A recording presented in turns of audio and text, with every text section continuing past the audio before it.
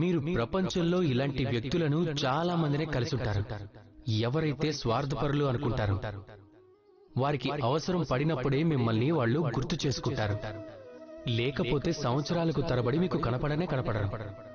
ఎప్పుడైతే వారికి మీ సహాయం అవసరం పడుతుందో మీ సహాయం కోసం చేతులు కట్టుకుని మీ ముందు సిద్ధంగా ఉంటారు. మనకి వాళ్ళని చూస్తే చాలా కోపం వస్తుంది, మనసు చిన్నబోతుంది. మనసులో మనకి ఒక ఆలోచన వస్తుంది, ఈ వ్యక్తికి సహాయం ఎందుకు చెయ్యాలి అని. కానీ మీరు ఆ పనిని ఎప్పుడూ చేయకండి.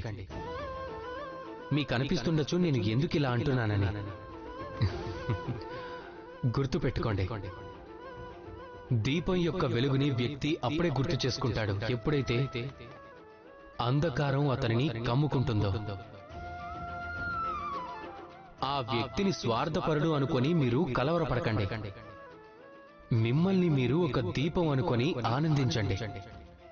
మిమ్మల్ని మీరు భాగ్యవంతులు అనుకోండి, వారి అవసరానికి సహాయంగా మిమ్మల్ని గుర్తు చేసుకున్నందుకు. ఎందుకు అంటే ఈ ప్రపంచంలో మీరు ఒకరికి సహాయం చేయగల యోగ్యులు. ఈ జీవితంలో ఎవరో ఒకరు స్వార్థపరులని మీరు మీ దృష్టికోణాన్ని మార్చుకోకండి. ఒక్క విషయాన్ని గుర్తుపెట్టుకోండి, మిమ్మల్ని మీరు పరమార్థులుగా గుర్తించండి.